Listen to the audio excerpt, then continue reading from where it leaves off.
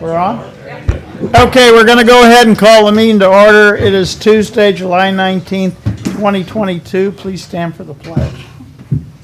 I pledge allegiance to the flag of the United States of America and to the republic for which it stands, one nation, under God, indivisible, with liberty and justice for all. Born and unborn. Okay. Any minutes and reports received and filed? Yes, we have the collector's June 2022 fees and the sheriff's June 2022 fees. Okay, Commissioner Committee Liaison reports, upcoming meetings and events. Thursday, Central Bank Leadership class will be here at 1 o'clock. I think Chamber Connections are Thursday afternoon. Got our Cole County United Way fundraiser cornhole tournament Friday. And then the 7th annual Battle of the Brews Saturday. And BOE Monday. I think that's all I've got for now. Today is a road and bridge small communities meeting, but I'm going to stay. Where did Eric go? Stay away from that, since that whatever the small communities, the group decides, then it comes to the commission, so won't work on that twice. I have a Heartland Port meeting on Thursday. Is that leadership thing here or at the Yeah, chamber? here. It's here. Here, On yeah. Thursday. They will trolley them over. Then I've got the same thing Jeff has, United Way Friday, Board of Equalization Monday. Yep. Yeah, Wednesday, tomorrow, we're going to tour the Boone County 911 Center at 10 a.m. And I'm going to miss Lions Club tomorrow, because, and I hate to do that because Christy is the program. So anyway, and then everything else I've got matches yours, so I won't bore you with that. Appointment by commission. Appointment of Adam Brown to the Cole County Parks Committee. I have a piece of paper here. I'll make a motion to appoint Adam Brown to the Cole County Parks Committee. Second. Commission, all in favor? Aye. Okay, Adam, welcome on board. We have the initiation later. Actually, Friday night over at the airport. I see. Yeah, yeah. You have to buy pie Okay. for both of us. Thank you, Adam. And we have reappointment of Commissioner Otto and Sonny Sanders to the Mid-Missouri Regional Planning Commission Board of Directors. I'll make a motion to reappoint Commissioner Otto and Sonny Sanders to the MRPC. How about making it in two different motions, because I'm going to abstain from one. Okay, we'll do that. I will make a motion to reappoint Commissioner Otto to the Mid-Mo Regional Planning Commission. I will second that. All in favor? Aye. Abstain. Okay. And I'll make a motion to reappoint Sonny Sanders to the Mid-Missouri Regional Planning Commission. Second. All in favor? Aye. Aye. Okay. I'll sign that real quick. Thanks for serving on that. Thank you too, Adam. Yep. That's Adam. Okay. I think they're gonna increase your pay this year too for that. Did I money 911 for They'll water? probably double it. I thought we were tripling it, but, okay. Any commission comments? Bids and contracts? Unfinished business? Discussion and approval of courthouse requests. So we had talked about the water fountains, rekeying the locks, and then Judge Green's courtroom. Y'all should have, I went back to the vendors, priced the equipment ourselves, and then got a price for installation. If we go it that way, it'll save us about $2,000. Should be on, I had Melody put it on in the file, so you should be able to see it. Vendors and stuff. Okay, they got the fountains on there. Is that the one you're talking about first? Yeah, Okay. and looking at 3 to 4 weeks to get them in, the equipment in.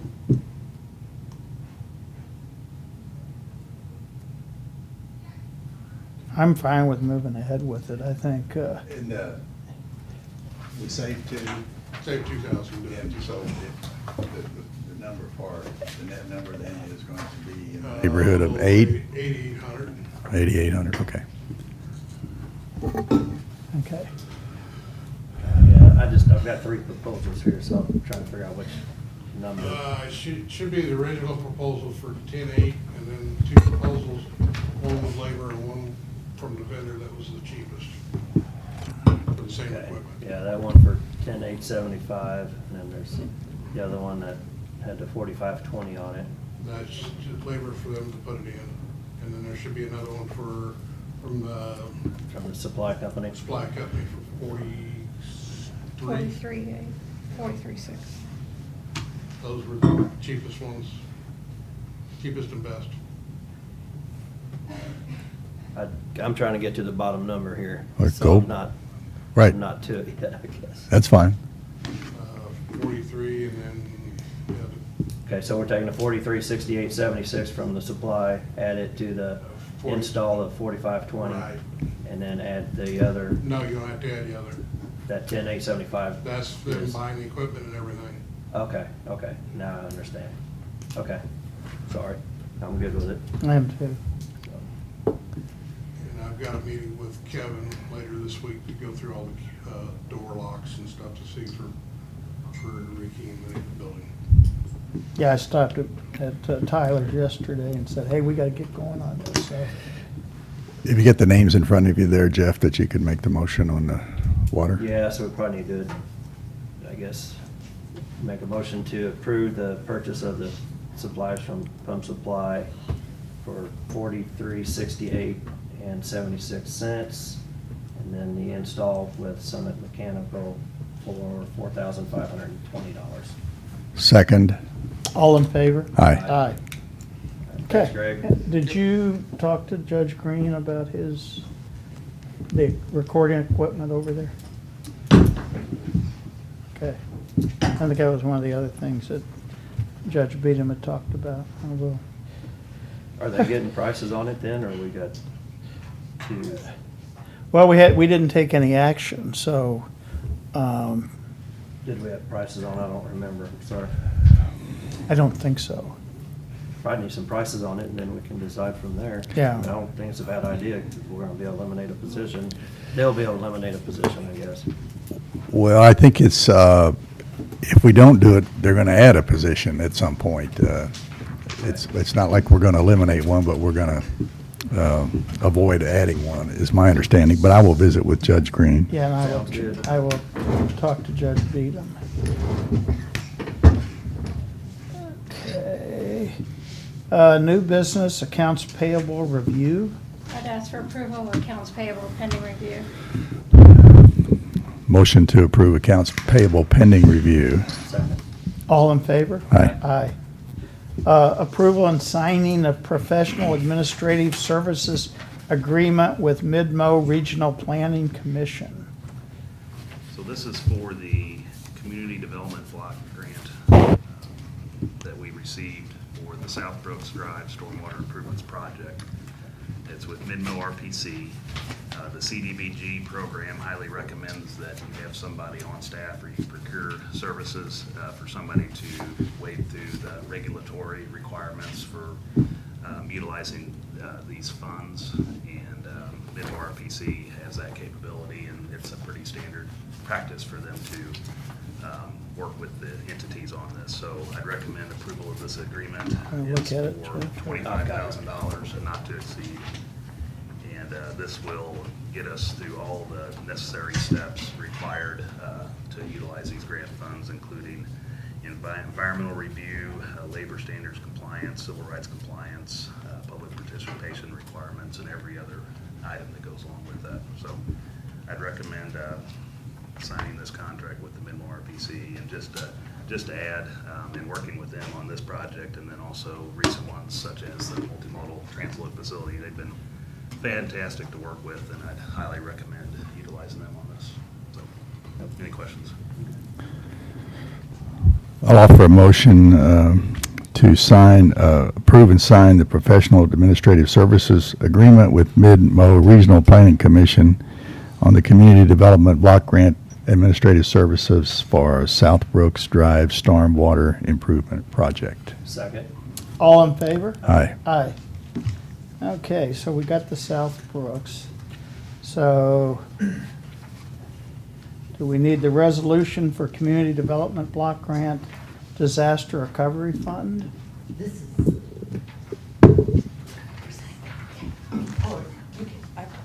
This is my first rodeo. Did you all get a copy of the proposal in your packet?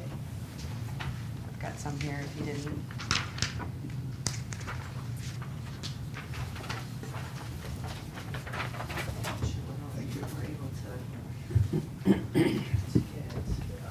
Thank you.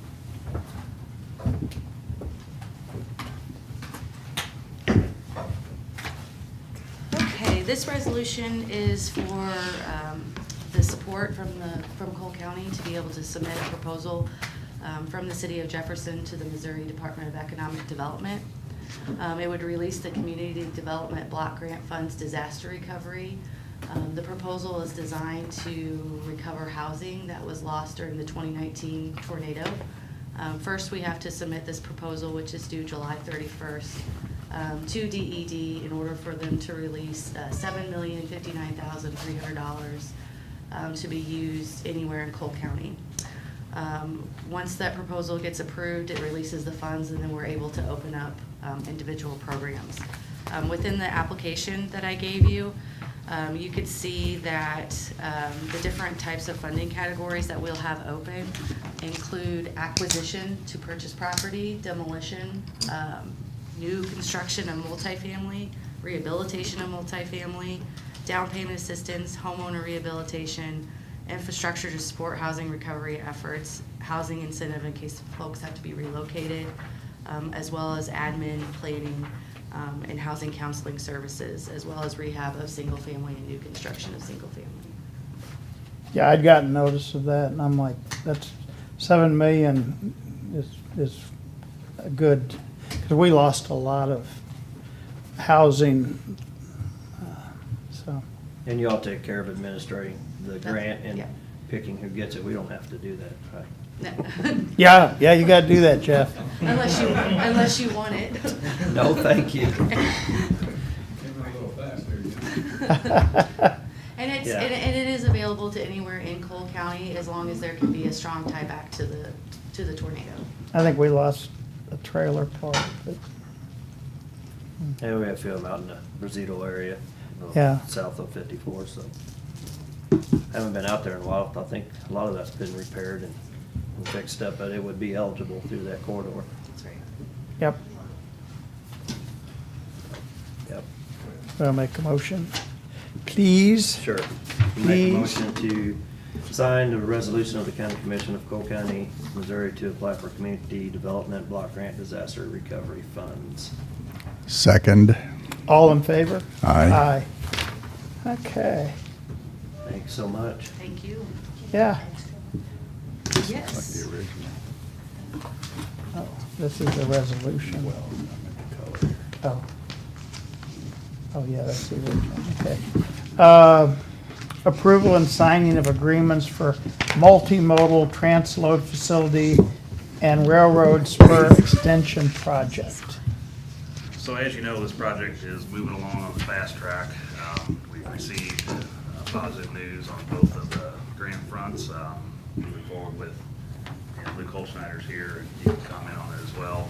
The total project's about $3.166 million, and of that, the I think we just keep this. city-county participation of that will be just under $800,000. So we've been working on a development agreement with Capital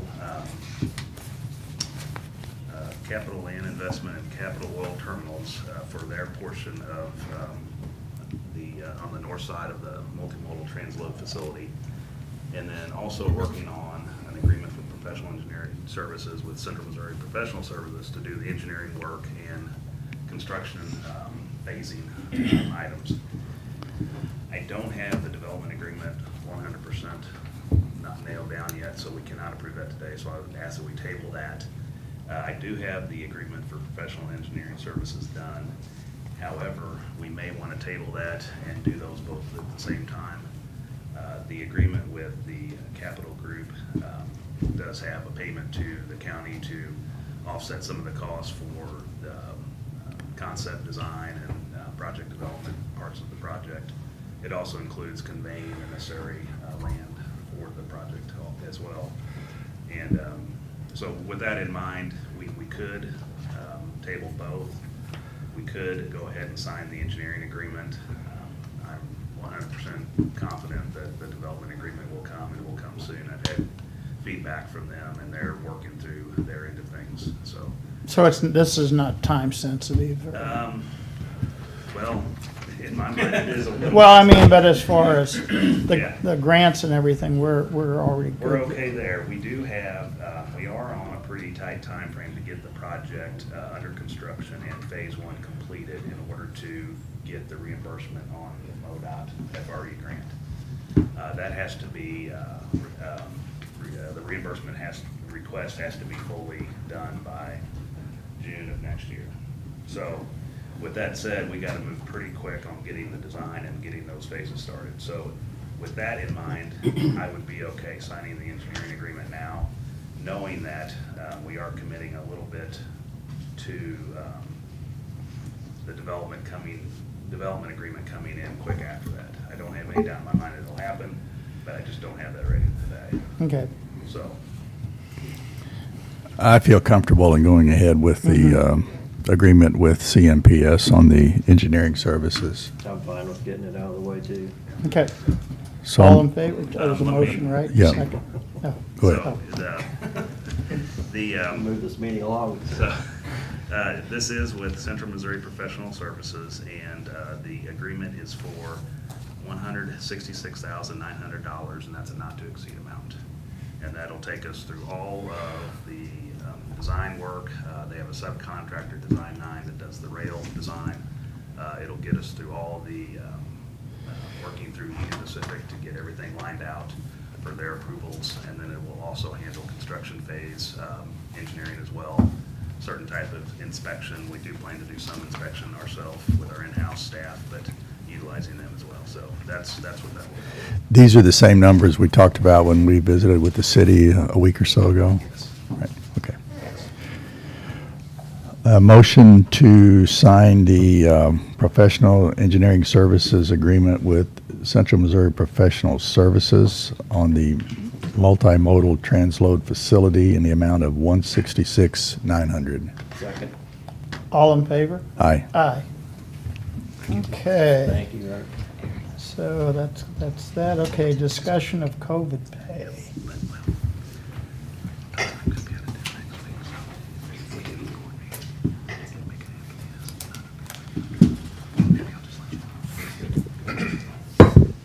Good morning.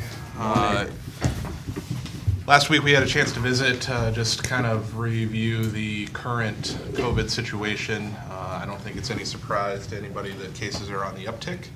I believe we're still lagging behind the curve a little bit here in Cole County, and that we are just starting the uptick. The reason why I wanted to bring this forward is because the current surge has impacted EMS pretty heavily.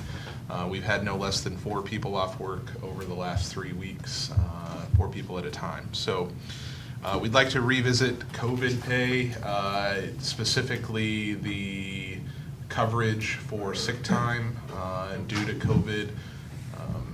We'd be willing to obtain PCR tests to validate the home tests if necessary. The other thing that we would ask is what would be the threshold for reinstituting hazard pay. I know that we've had some conversations about that, so my main goal is to protect my employees and their sick time when they experience symptoms at this point.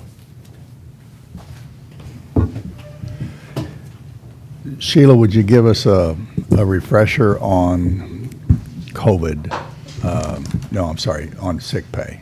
On COVID pay. COVID-related, well, right. Initially, it was under a federal mandate up until March of 2021 for up to 80 hours under extended family medical leave. We did implement that.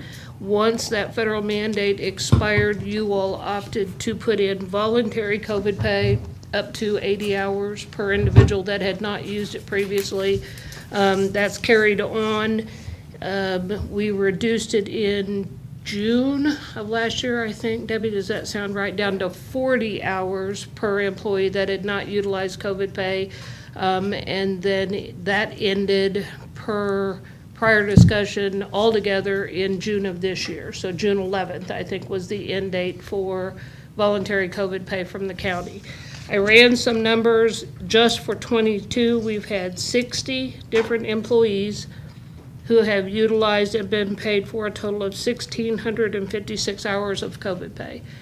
That was up through when we had the premium pay in place as well. It ended, things were calm from about March to June as far as the numbers that were being reported to us, and then now we're getting trickles of information, but anybody that has had COVID probably in the past 4 to 6 weeks has not reported it to us because there's no pay involved, and so there's no incentive to report. So we don't have actual data that Chief and the Health Department would have. The recommendation potentially is to reinstate the COVID pay, one, for anybody that has not had it previously, maintain that 40 hours we had prior, and or have a new batch on an annual basis of 40 hours. But it would be purely voluntary and a gift from the county. There is no mandate, state or federal, in place.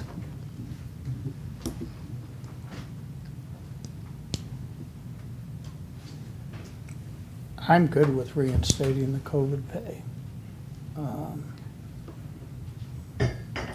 You're looking at the 40 hours then?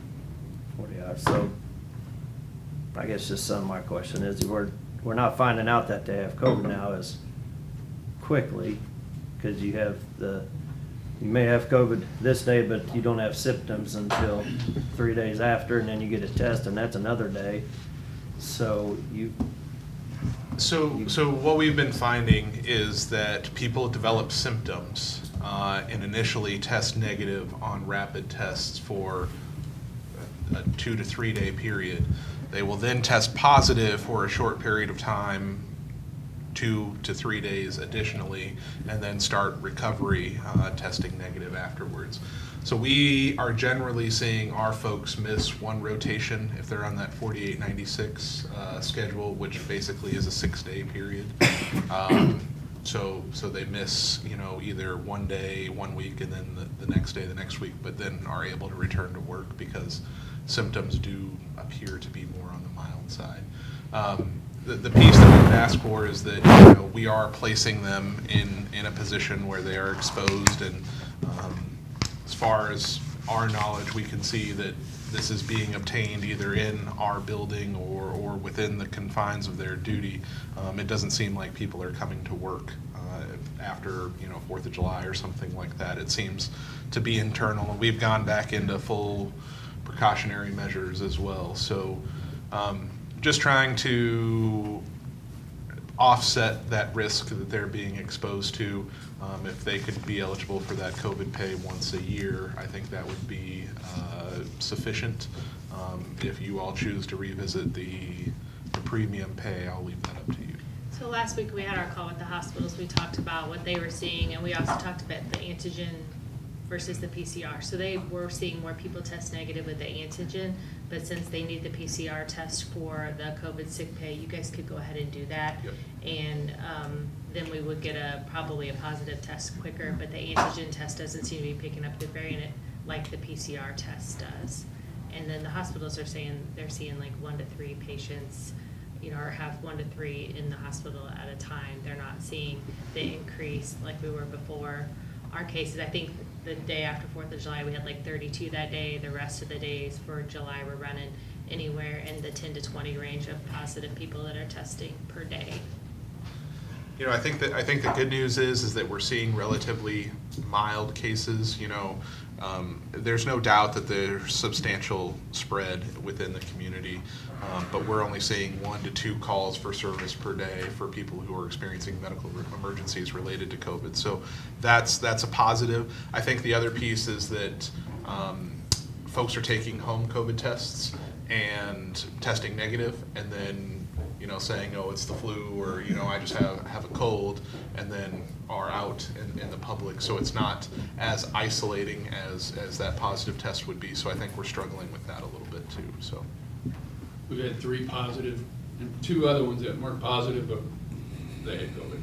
So, and then a multitude of exposures. And then what I'm worried about too is we've had 7 new employees and none of them have sick leave. So we got to look at those, protecting those staff members also.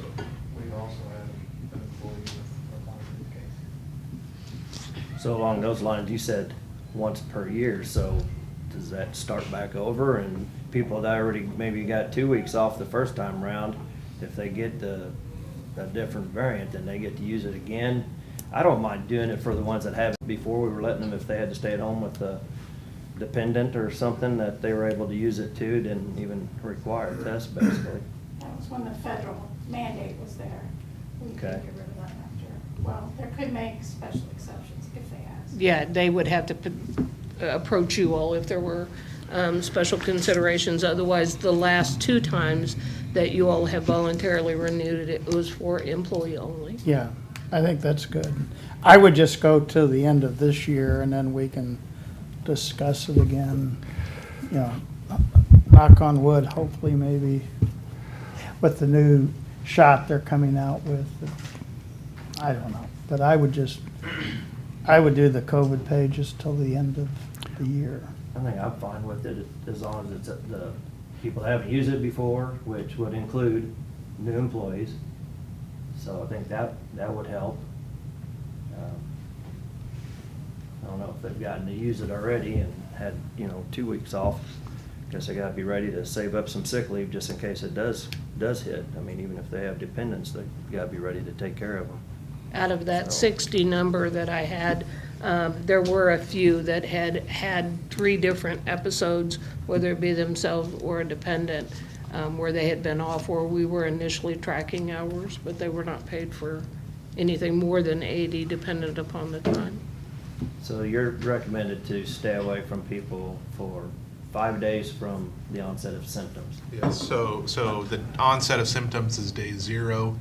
Day 5, if you do not have a fever, you can return to normal activity wearing a mask.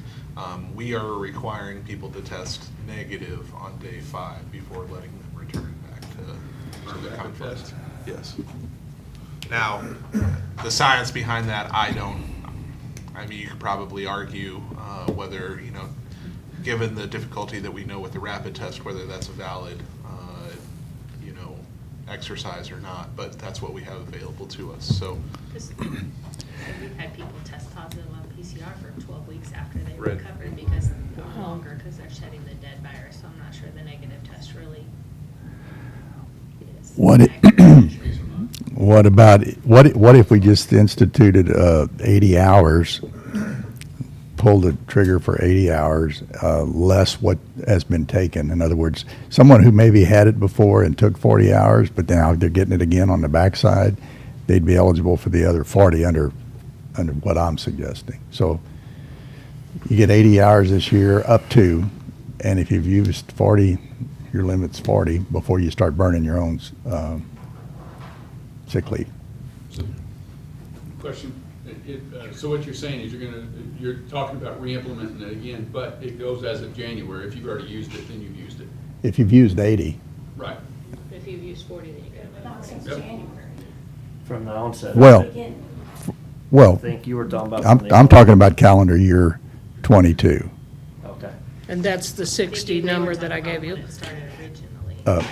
Some of your folks are going to be at a minimum of 48 hours, right? If they're on certain, and they get hit with this. So 40 wouldn't cover them if we just went to a new 40. So I'm thinking about those folks. And so there's 60 people that have already utilized time since 1/1. Since 1/1. Yeah, of 22, so they And may they've potentially averaged be about out. 28 hours each. Yeah, some were less and some Yeah. were up to the 40. Okay. But we've not had the 80 hours in 22 at all, have we, Debbie? We haven't had it for the last 2 rounds. Okay. They're capped at 40. So, and that's from the beginning of when COVID started.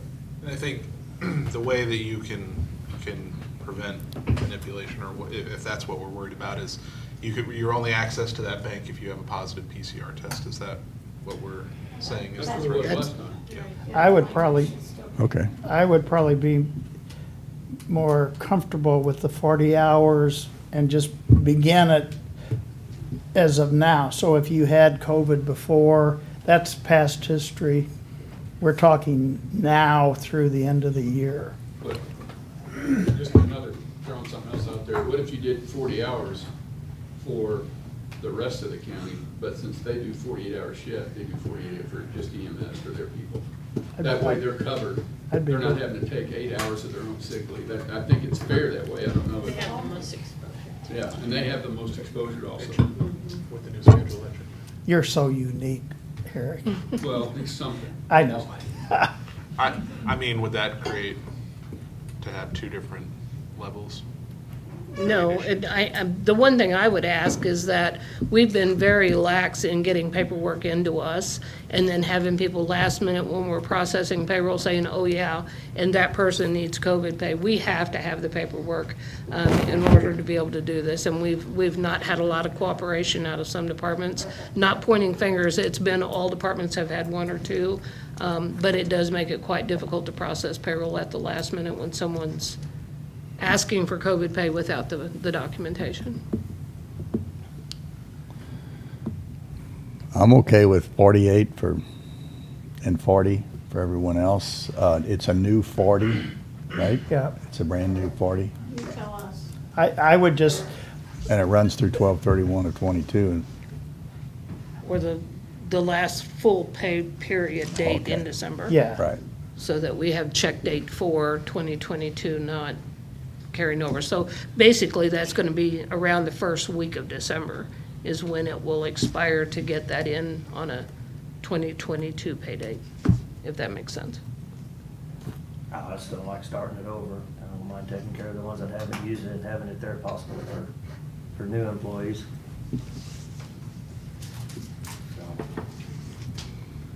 So. Is it gonna come out of the ARPA funds then? I guess is what we're paying it out of. Did we It before? has not been up It to is now. not. I mean, that, we've done premium pay out of our, but not any kind of COVID. Should we? Could we? I'm not sure what category that would fall under, to be quite honest. That could have fell in CARES, but it's, I don't think. Well, it's under we can throw it in the $10 million bucket, because, Documentation, all of that we have to check with Teresa to make sure that what we're doing would satisfy that. You know, we Well, can check into Check it. and see. We'll try it. Yeah, Let's, check and see. So who else are there any other companies that are doing this? Anybody else that are able to do it? Not that I'm aware I of. mean, Well, that's why I'm asking where the money's coming from, if we're using ARPA money for it. companies can do whatever companies want to Yeah, do, can't you they? I can- mean, Can. I don't know what other political subdivisions are doing. Do the hospitals do anything like that? They're exposed to it a lot, so I didn't know if Not that's that I've something heard. that would be.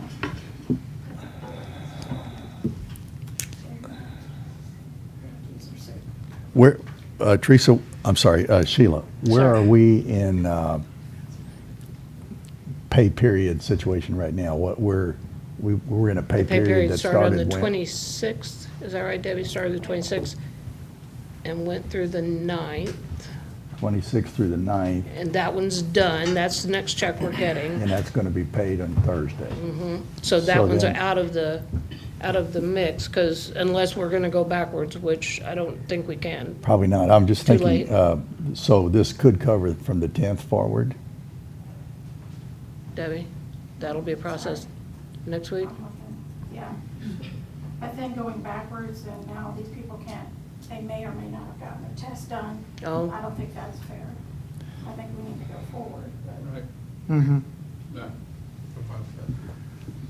So, That's fair. And plus it would be, oh, man, that would be part of hell for you guys to keep up with that if we went. it's terrible. It's hard to go backwards. Maybe we go back 3 years. Could we, Sheriff? Here's my. Just here to- just here to help Where's you. my paperwork? Just trying to help you. That's Okay. all right, Debbie's gonna get to you before I do. Yeah, I know. Let's see if this motion gets a salute or a shoot. Okay. Adopt a new COVID sick leave of 40 hours generally, 48 for EMS, effective July 10th of this year through 12/31 of this year. I will second that. Can we go to December 10th, which is the last check in this year? Yes, restated to that pay period that ends on December 10th. 12/10. And with documentation provided. Yes. It's not effective until July 10.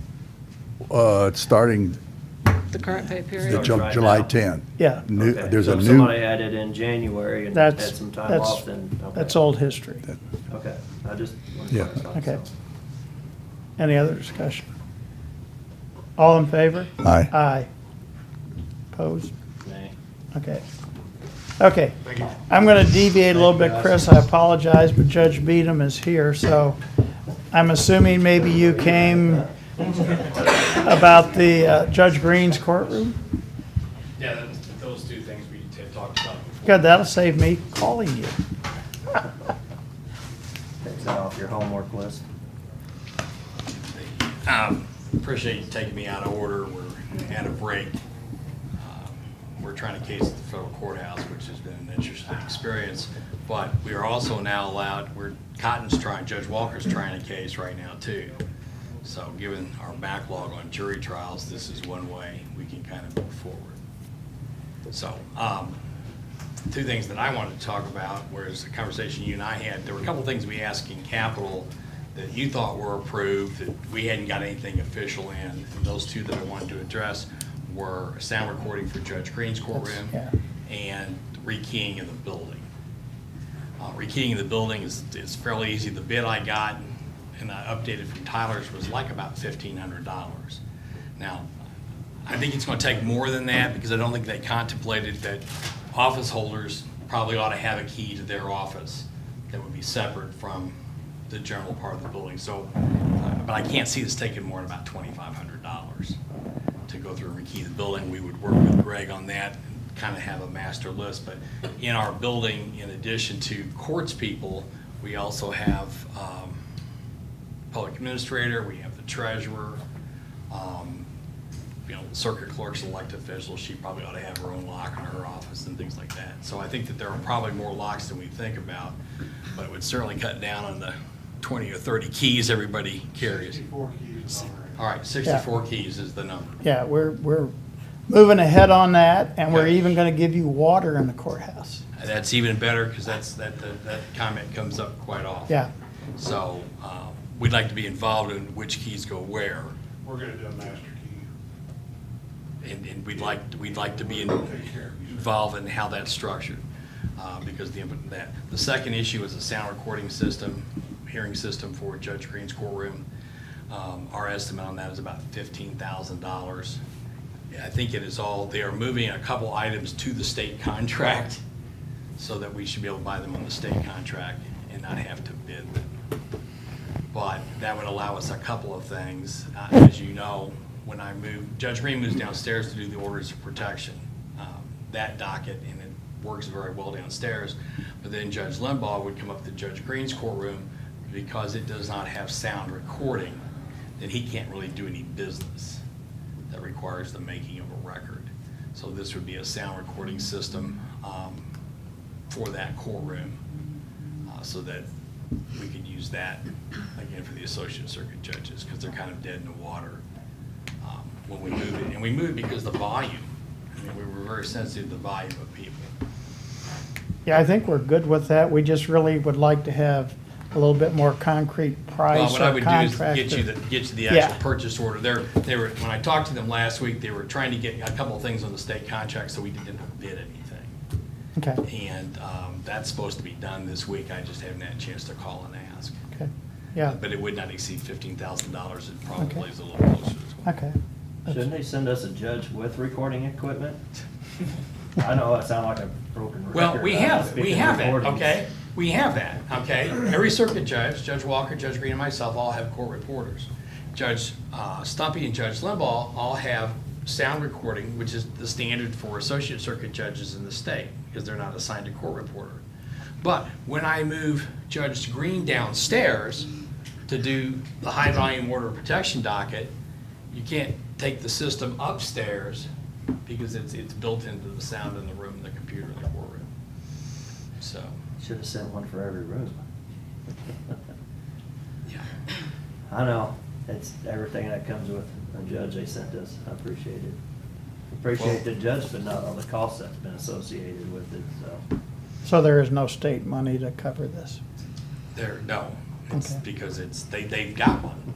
Well, I don't Oh, think okay. they pay for it at all. If I had to guess, no one's offering. Well, they didn't send us anything to fix the room up or Yeah. the parking places for the other marshal and. It's, and you know, office. it Now they certainly want is- water. It's that pesky statute. You won't let her. I'm just glad we don't have to pay for the entire court function. All right. Well, if you can get us the I'll get you. contract, then we can move ahead on that. I just don't have to be happy about it, though.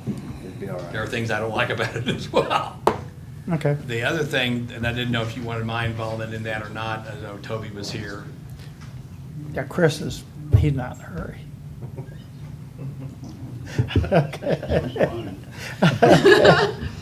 Yes. So if you would engage that conversation. Yes. Entertain that Yes. conversation. So we asked to meet regarding the salary of the juvenile officers, deputy juvenile officers. More specifically, we're interested in raising the salary of the DJOs. Starting salary is currently $35,000. Best we can tell, it's been that a good number of years, as far back as Kristen could find. We have, our numbers have increased currently, so let me just tell you our current status of DJOs. We have 7. We are down to 4. 3 have left. We have 1 who has informed me that she has 2 other job opportunities, and so that would leave us with 3. And we would have 0 DJOs in the abuse neglect unit. Currently, the abuse neglect unit consists of 154 cases. Our referrals last year were up 140 from the year before and 100 from the year before that. We served 113 over 17. That's a more dangerous population. We're transporting. These people work on-call rotations, nights, weekends. We run 1 on-call DJO at a time, but what ultimately ends up happening is, for example, this last weekend, we had 3 running because it requires 2 to transport, and if they transport out of county, then a 3rd one has to come in to cover. So with that, we would ask that the salaries come up from $35,000 to $48,000, and then address for compression across the rest of the court services staff. Historically, we've tied juvenile officers to deputies. It's a little bit different function because juvenile officers are required to have degrees, whereas deputies are required to be post-certified. And it's just, we've kind of gotten caught in this sort of exponential increase in competing with that. We're competing with the Children's Division who got their rates up. We're competing, we compete with law enforcement, and we've hired a number of deputies over the years that have come across and worked as juvenile officers, and have been, quite effective because of their law enforcement background. But, we're we're losing people to $10,000 to $15,000 a year. Yeah. We posted to hire to fill the positions, and Indeed picked it up and attached a salary of $51,000 to $65,000, and we had a good number of applicants. And when we called to schedule the interviews, when we told them the starting salary, they declined to interview. So how many juvenile officers There are 7 deputy juvenile officers and a chief deputy. And then there's 2 attorneys that, due to compression, would have to increase as well. Where did Indeed get that $51,000 number? Do we know, or do we care? I can tell you what the suspicion is. We did not post on Indeed, but Indeed monitors job postings, and they specifically monitor the county websites. And so we post the position without a salary. Indeed is scavenging, basically, and then reposting with a made-up number based on averages and/or Okay. similar postings. I mean, it's been kind of an interesting year. We were talking about what Raise the Age did. That's from 17 to 18. And when we looked at this 3 years ago, and Michael Couty and myself and everybody, we looked at how many people were in the jail that were 17. And we said, it's not a big deal, 10 or 12 more people. And that was the wrong metric, because everybody who gets arrested who is 17 years old comes to prayer. And when we looked at the numbers as of April, it was 25% of our referrals were 17-year-olds. And those are people that we would not have had but for the Raise the Age. And so probably the better metric is how many referrals you get. And every time a 17-year-old gets picked up, whether it be for shoplifting or for armed robbery, they're coming to prayer. And, you know, they have to be booked in just like they would be at the jail. They have to be assessed. You know, if juvenile wants to proceed on them, then they have to, you know, or detain them. They have to file their petitions, everything else like that. I mean, it's actually a shorter time frame than you get in the adult world to do that. You have to feed them, you have to take care of them. Yeah, I mean, it's yeah, that's, like I said, it's a little bit different population than we're used to, but that's a topic for another day. But from a workload point of view, you know, DGO has to address every 17-year-old that comes in there. So with the existing staff we have, with respect to delinquency, we've got a 25% increase in work. And it's around the clock. I mean, when they go on call to when they go off call, it is around the clock. They are working around the clock. I believe this last weekend, Judge Beadham was working around the clock. Well, I every think time they try- got called. I think they got called twice in the middle of the night. Yeah, well, that's part of the job, but, you know, I just hope we can keep Mark Pierce as our sole attorney in the juvenile office. We've got another one potentially hired for August, but, you know, we're about to wear him out because Art left, what? February. And, you know, we're looking at it, you know, with what we're paying, comparable experience in the Attorney General's office is like $13,000 to $15,000 a year higher. I think we're paying prosecutors more of that, you know, and you know, when you take a lawyer with experience like Mark Scott, you know, it's every day. I'm trying a case now where I think I'm on 41st attorney in the case because of the market. I mean, they all get, you know, even the state attorneys are getting, I don't want to say poached is the wrong word, but the advancement opportunities are pretty incredible when it comes to salaries. So. And it did take us that long. Art left in February to replace him. The attorney that we found will start in August, and she has no experience. She will go likely to the abuse neglect unit, which is a very critical population. So you're talking about for the DJO, it's going from 35 to 48. And then adjusting for So there would be compression. 7 of those, and we'd have to adjust the chief deputy. And then how many others would that affect? Because you said adjusting the other ones. I think when you sit down and go through all that math and see where it's at, I don't disagree we need to make some adjustments. I don't remember raising the DJOs ever. Like I said, but deputies were at 35. I mean, I went back.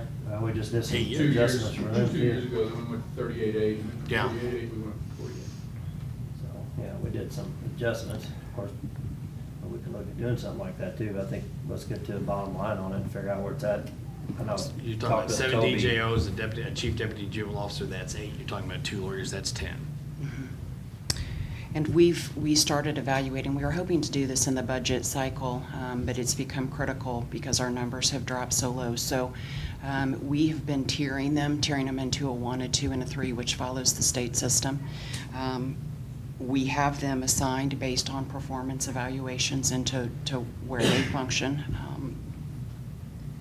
And so, and it would go 48, 51, 55, depending on their tier. So I do have those numbers. And then adjusting the chief deputy and the 2 attorneys accordingly. So I do have the numbers. Yeah, we talked about that a little bit last week too. I was gonna ask you about that. Yeah, So and I've. 48 would be the DJ01, and then 51, 55. DJ03. We've adjusted the job descriptions accordingly.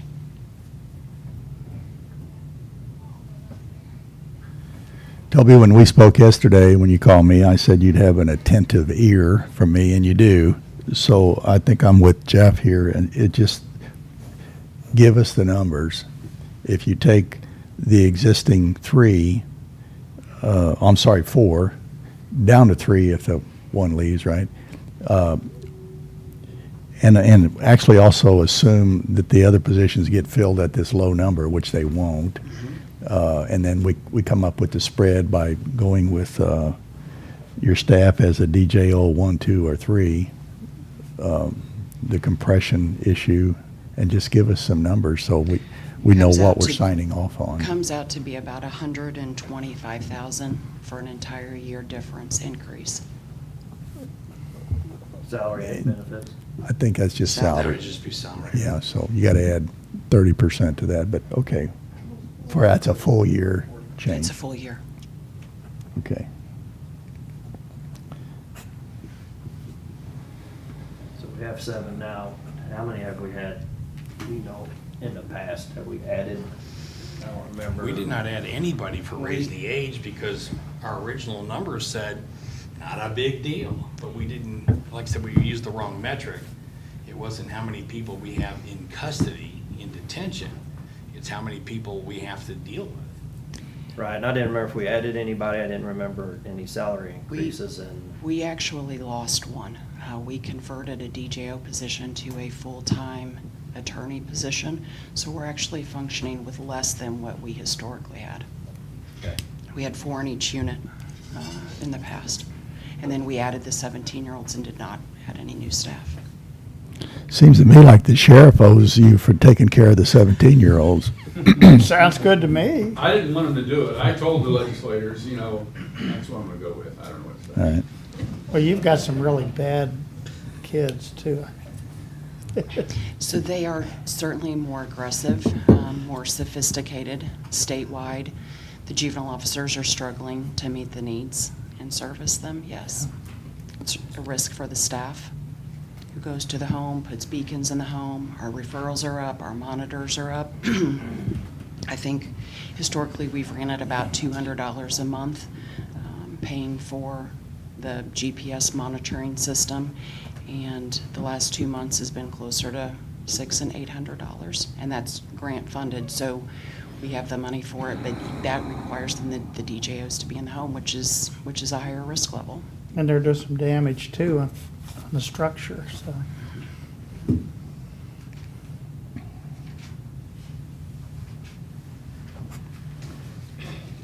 These are people that carry a lot of experience. I mean, one of our DJOs has been, 2 of our DJOs 10 years, 1 5, 1 3. One that we just lost was with us for 8 years. She's fantastic. She presented yesterday at a national judges conference, a program that we developed locally, and has been invited back next year. These are good people. They're committed people. They're impressive people. And they will get snatched up. So you're gonna have 1 chief deputy. How many DJO 3s? 2, And then how many DJO 2s? 3, And then that would leave you with 2 DJO 1s. yes. Get a star for math today. Okay. I think Not that's that one we thing. won't come back and talk about overall staffing, but this is just to get us through. Because like I said, we're losing people money, I mean significant money, and people that have a significant commitment to this project that we do, but it's kind of hard to stare that down. It's pretty critical. I'd like to go through the numbers and make sure everything jives with finance and the auditor's office. I mean, I think we're gonna have to do something with it. I know I told you that on the phone.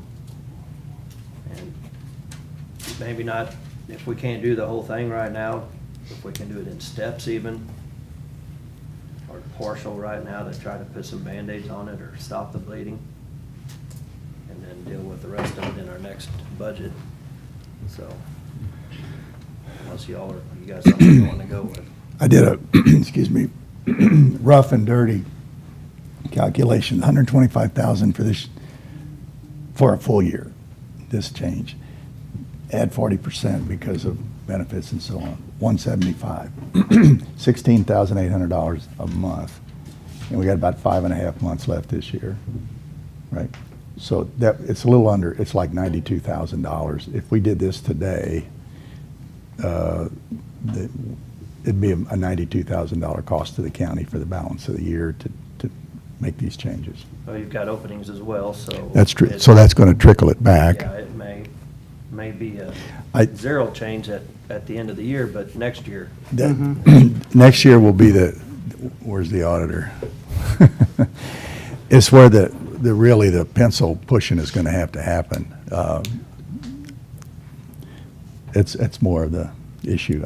This year we can, and you've had open positions during the year. We have. So it's not as painful as it first looks for the current year, so. For this year. Yeah. Of course, is the overtime taken up though? Yeah, I did chew up some of the overtime, chew into that too. Okay. The overtime, we moved money out of the part-time line into the overtime line, what was in excess there.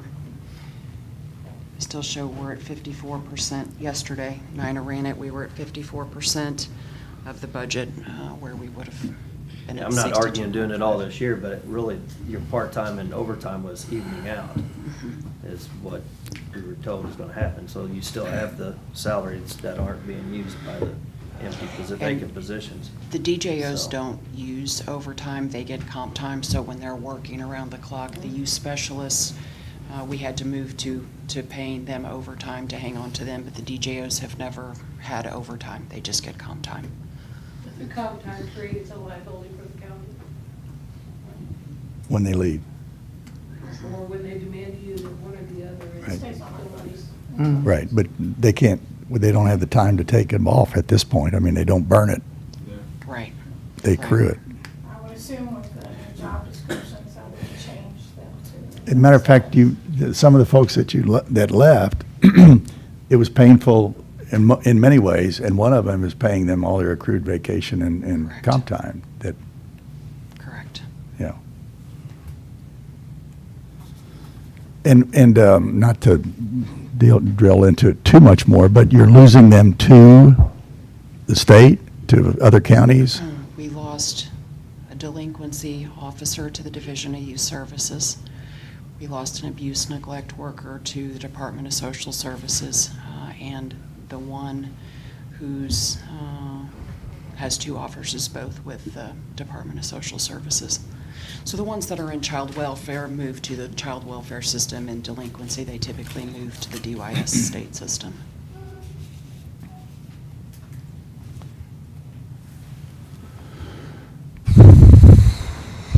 What about this motion? To adopt your proposal, but the cost can't exceed $100,000 for the balance of the year. That's a motion. And so on your figures, that covers increasing the salaries and, Based upon what Toby has said about a full year costing 125 and add 40% for, that's because that was just salary. Add 40, that's liberal number. 175 at 16.8 a month. We got 5.5 months left. That's 92.4. And a little margin for error in there. If it's less than 100, we can do it. That's my motion.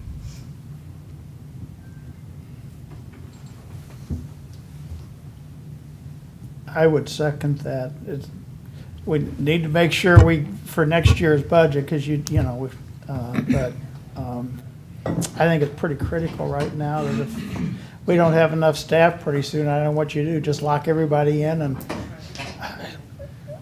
Yeah, I don't disagree, we need to do Yeah. something, but I just don't know that much right now, if we can do it in steps or stages and work it We're in. competing against, yeah. I looked up, we got one potential that we're looking at still, and she's at 48.9. Yeah. Yeah, well, we're gonna have all our other departments and elected officials coming to us next year saying that the juvenile department stole other people. Well, these are specialists. Yeah, Oh, God. these are specialists, so. These are degreed people with training. You're welcome. You know, it's. Right, I know it's not just Jeff coming over there and doing it, so. Okay. But we'll take I it out. agree, but. Yeah, okay, well, we You have never a know, they may have that motion background, so. and a second. Any other discussion? All in favor? Aye. Nay. Okay. Well, Thank you, guys. Thank you very much for your time and taking us out of order. You're out of order. okay, now we will go back to our addendum to John Ruth engagement letter. Sorry, Chris, I apologize. But they wore us down pretty good, so. Thank you. You let me know what time.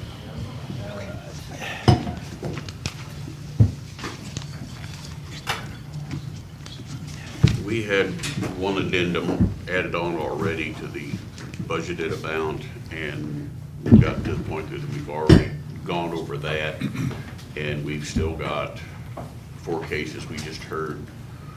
One commercial case, we had the hearing with State Tax Commission. We've got another one on the 28th of July, and then we have 2 tax exempt entities that we're still trying.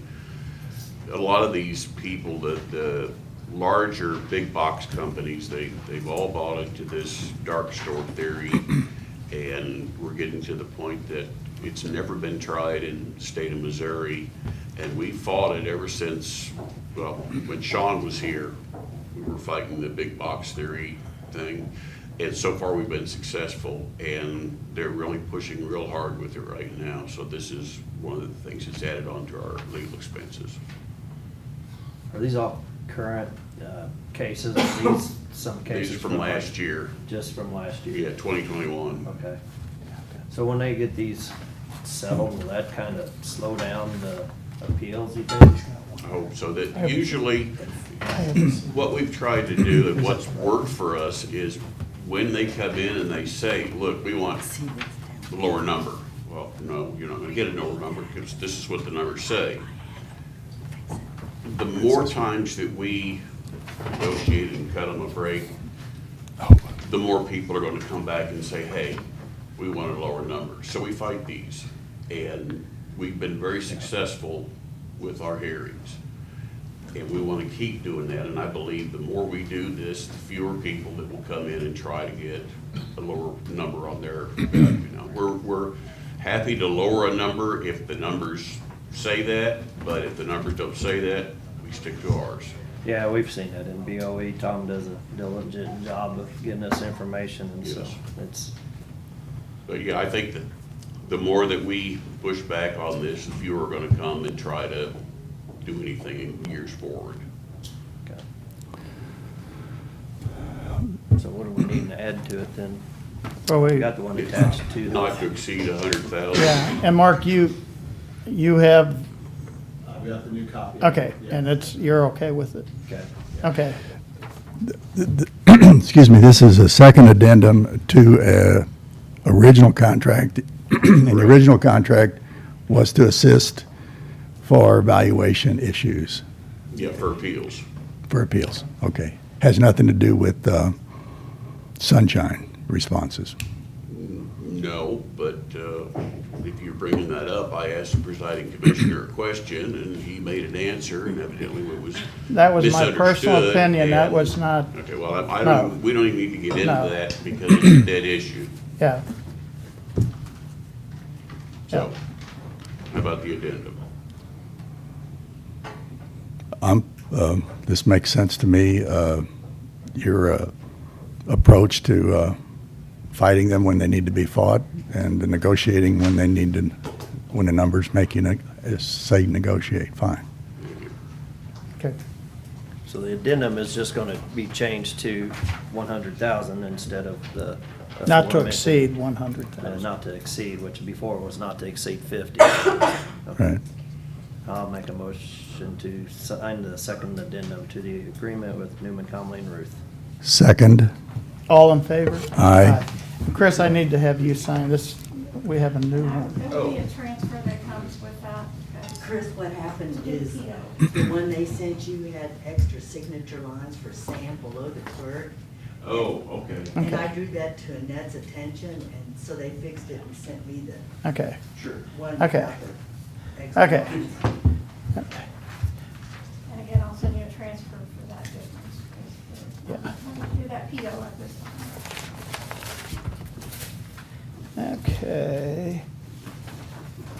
Then we will move ahead to, Sam signed it. thanks, Chris, I apologize. Oh, no problem. We will go with Cole County mileage reimbursement. Yes, please.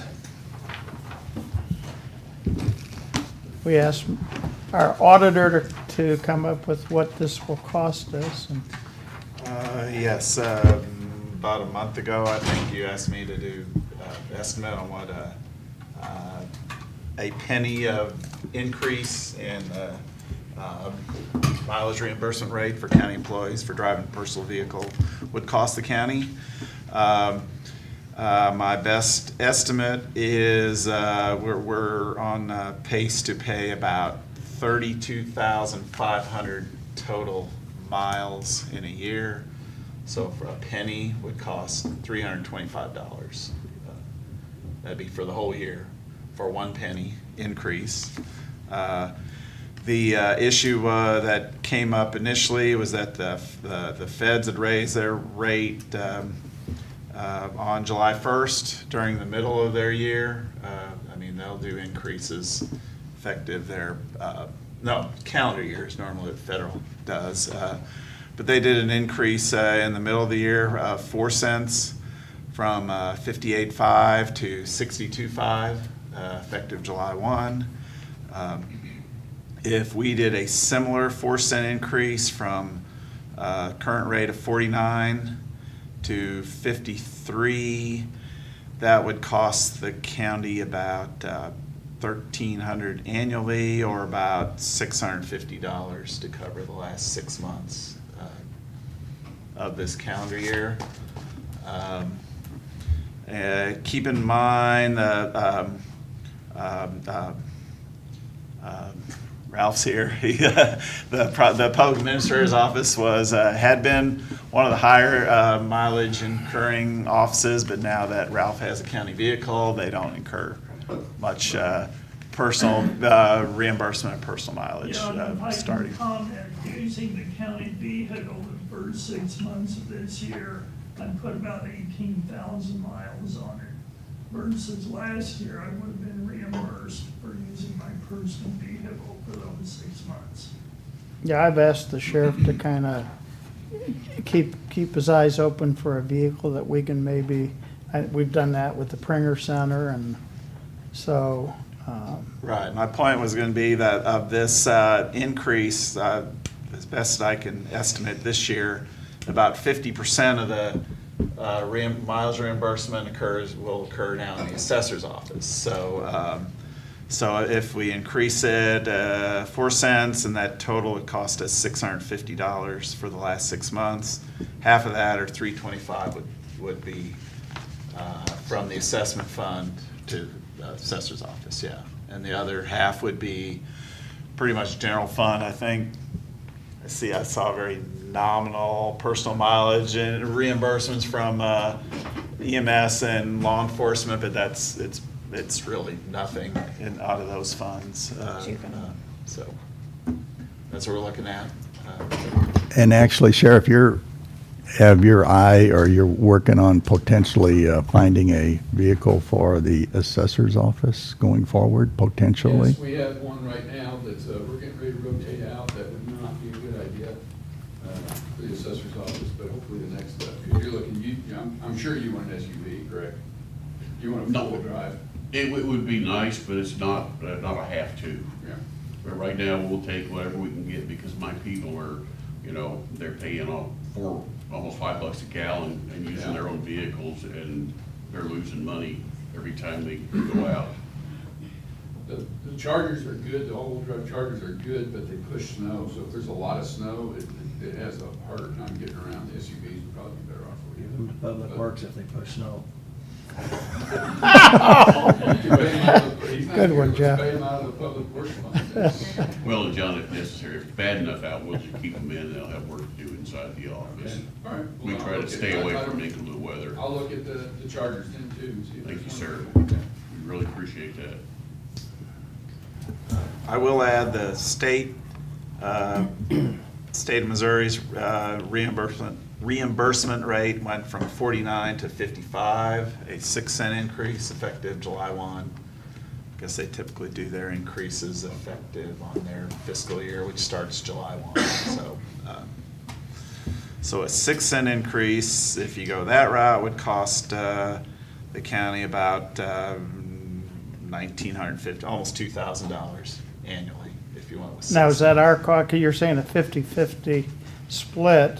Yeah. So Right that's now- that's right the now we're county's looking- cost, Yeah. Yeah. About 50% of that would be from the general fund, 50% would be Okay. from the assessment fund, yes. Yeah, I was talking to, Mark and Debbie beforehand. We usually make the adjustments at budget time, but this one with the conditions and the price of fuel. Yeah, if I gas was gonna goes make an down. adjustment, but we could make the 4-cent adjustment, which I think was proposed, and then when budget time comes around, we usually try to hang around what the state does, right, Debbie? It's kind of historically what we've done.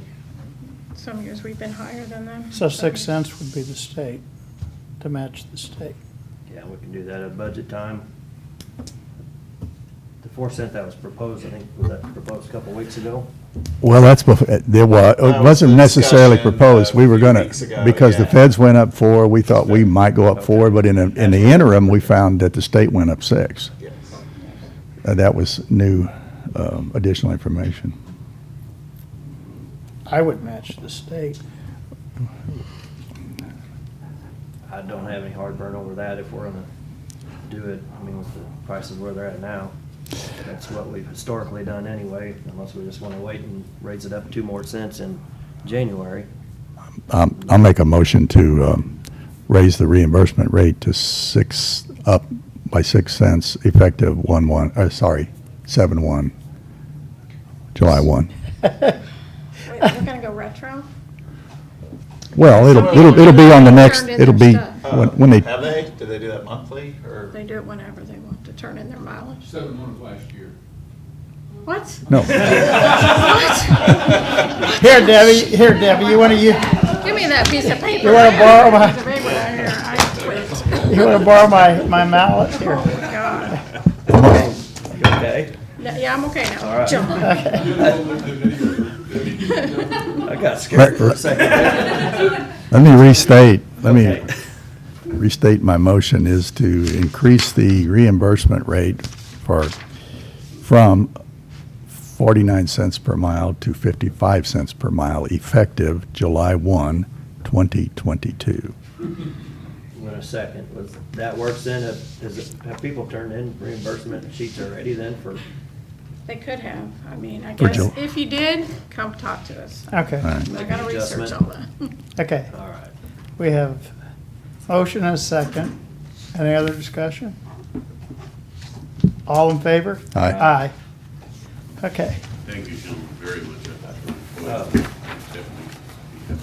So whenever, if you get a vehicle from the sheriff's department, then you'll have have magnets or you had magnets, which your employees don't like putting on their cars because it messes up the finish. So we'll be able to put that on there or have some kind of, Yeah, the only thing I might suggest is if it's painted on, the wind's not gonna blow it off. Yeah, Because we had used them previously and we had lost a couple because of just coming off the car. I've just had people recently mention something about, I mean, people at home and you see a strange car that's not Yes. marked in the driveway, they get those. All the way back to when I was a police officer back in the 90s, we would get calls about, people out there. And Well- you don't necessarily have to put anything, like, you just put county assessor or something on, or something simplistic, it doesn't have to be on. It's a magnetic sign you're talking about, is, They right? had some of them, but they just didn't like. But they Right, won't, they right. won't work on a Before. Corvette. Well, yeah. That's because they're made out of plastic. They may not work on the truck. Well, the new trucks are aluminum now, so they don't stick on there either, so. The ideal solution would be painted on, or if you had stickers or something, because the magnetics, if the car's dirty, or if weather's real cold, or like I said, if it's raining or the wind's blowing, or when they're Yeah, driving it'll down the affect the highway. finish on them, so whenever they mentioned that, I didn't have a problem with it, because if they're using their own vehicle and we're messing up the finish. But I also don't want them getting shot, so. No, please, not that. No. So If you wanna go with the magnets, we can do that. We'll just make sure they're marked. And we have vests they wear as well, right? Pardon?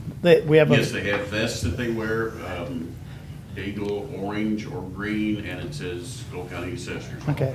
Office.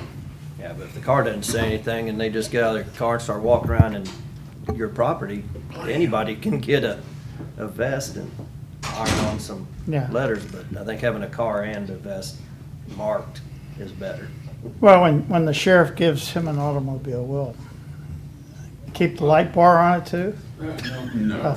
Those are way too expensive, but, I'll check in on a wrap on that too, it shouldn't, it really wouldn't be that much, but. Okay. Christie, I'm gonna save you to the end so you can give a plug, but we're losing elected officials quickly, so. All elected officials come up with a team, cornhole team from their office for Friday night. Okay, we will go to the 2022-23 DWI Highway Safety Grant Award. So apparently I should have aggravated you before I had to come up before this. I'd say don't sign it, whatever.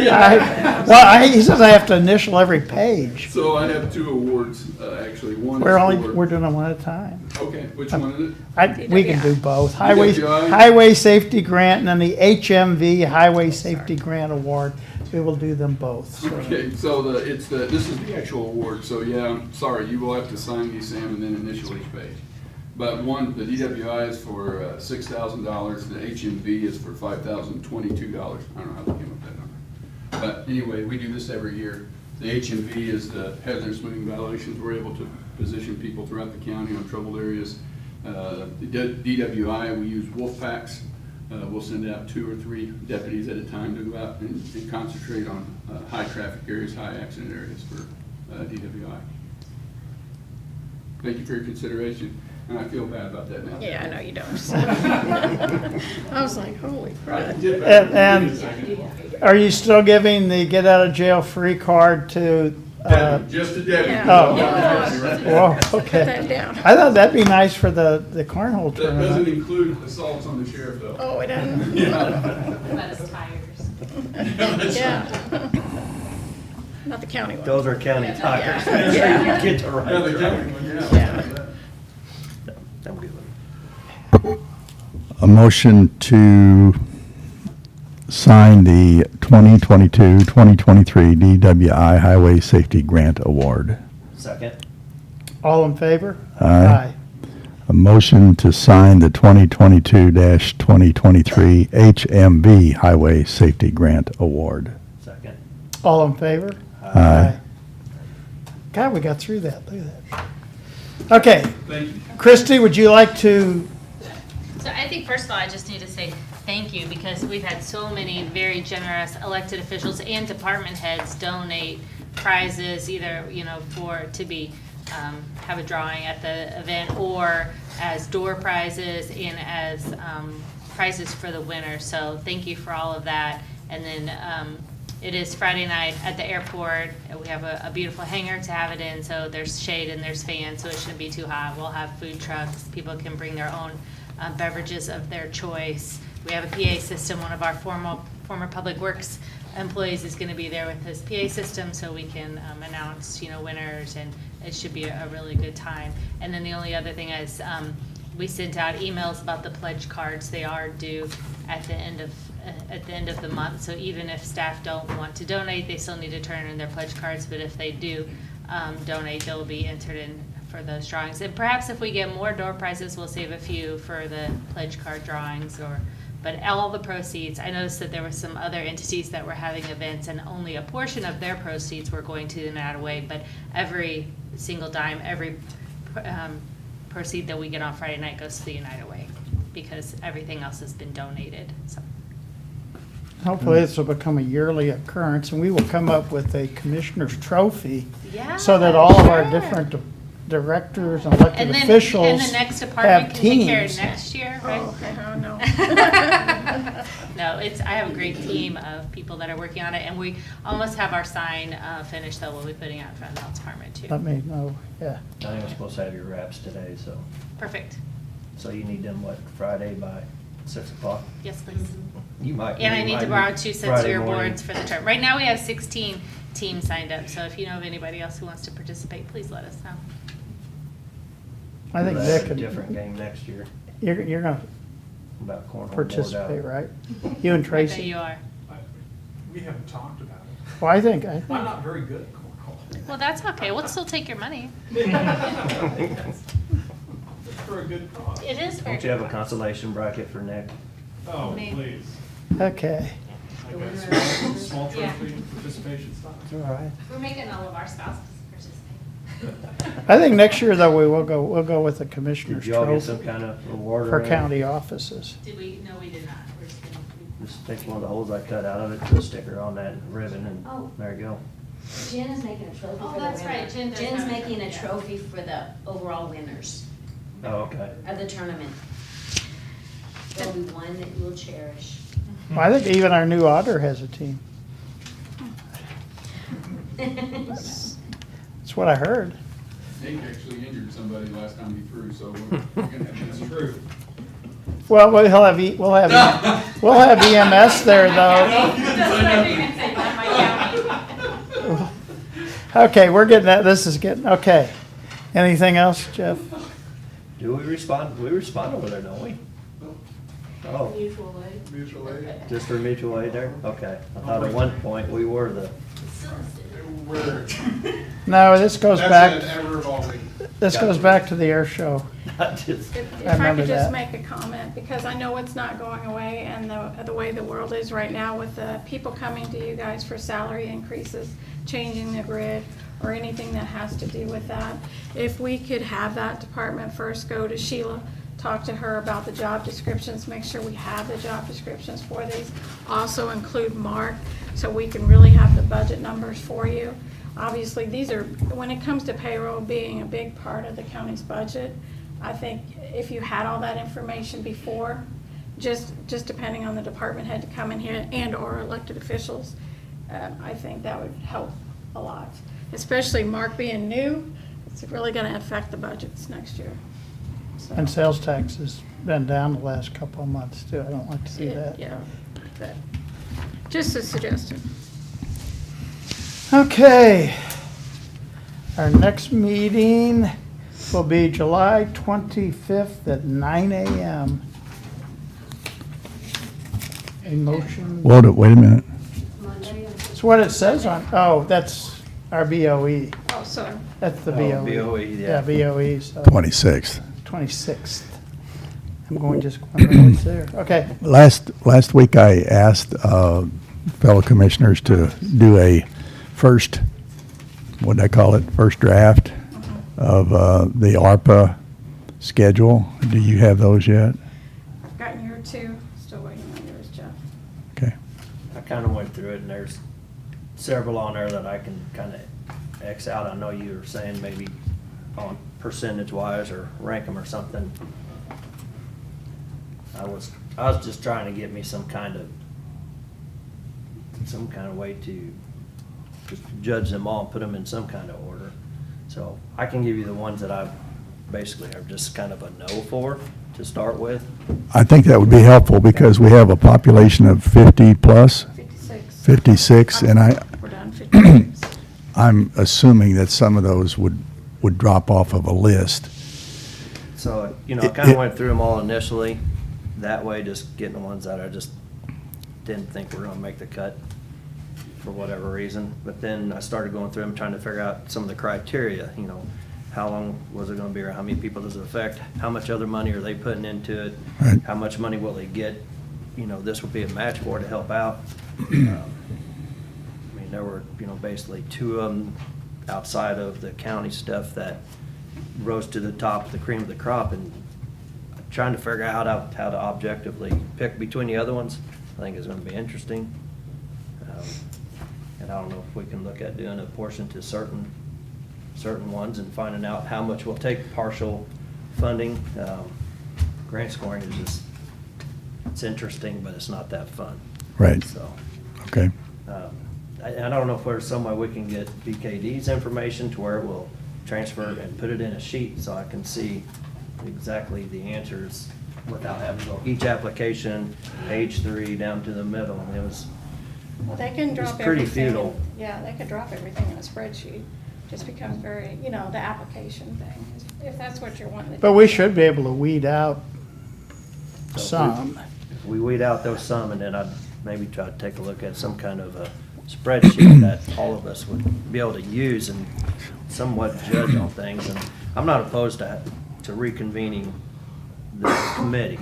I know you all said no right away, but I'm not against that, getting their input on it, because there's a lot to this. And I wouldn't mind having some of their rankings on it. Some may be a little partial to other ones, and there's gonna be a lot of subjectivity to it, so. I'll get you all those, that Okay. kind of the strike list. There you go. That's But it- a good, So, Yeah, good notes. term. And there is 57, I forgot if you wanted to include. Yes, that one for including county the clerk. clerks. Yeah. Yeah. Okay. So you get that to me, then I will try to do something back to Yeah. all 3 of you, and then you tell me where you want to go. If you want to Okay. put that back on the agenda, if you want to engage BKD in an afternoon with looking through all of them again, you just think about different options that you may want, how you want to approach it. Okay. there's a lot, it's not on them applications. It tells you a high view of it, but you don't know a lot of the workings on it. If you say, when are they ready to start? A lot of them said 2022, but, if they've got to have some kind of design and stuff, are they really ready in 2022, so. One last thing, maybe, we keep calling BKD, but they officially have changed their name. Yes, they've officially changed. And I think they've merged Forward Vision into one word. Forviz? Forbiz. Forbiz? BKD was easier. This could be BKD. Spell that for me. What is it? Forvis or BIS? I think it's B. Victor. Okay, yeah, it's Forward Vision, and they combined it to a Forviz. That's the name of their, all right, so Yeah, I guess we can BKD. interchangeably, you call them Forviz one day and BKD the next, but in case somebody gets confused. Yes. Well, that's just like Exchange Bank. We still got Exchange Bank. It says so above the door. It's carved in stone. I know. Okay. And John, I initialed 46 pages. I was charging 25 cents initial, but the cost of ink has gone up, so it's gone up to 50 cents an initial. I need some contingency money Okay. from last year. Motion. Would you like to make a motion? No, I like it the way it Okay, is. I will make a motion to stand in recess until next Monday at 9? Well, 4:30 a day and then reconvene. Is it 9 o'clock Monday or 8? Just make a motion, stand in recess. Stand in until recess till 4:30. today. Okay. Second. All in favor? Aye. I think. See, it was originally, it Gotta was make 8 sure what it o'clock. says, so. I think we might have gone to 9. You or did she get the resolution?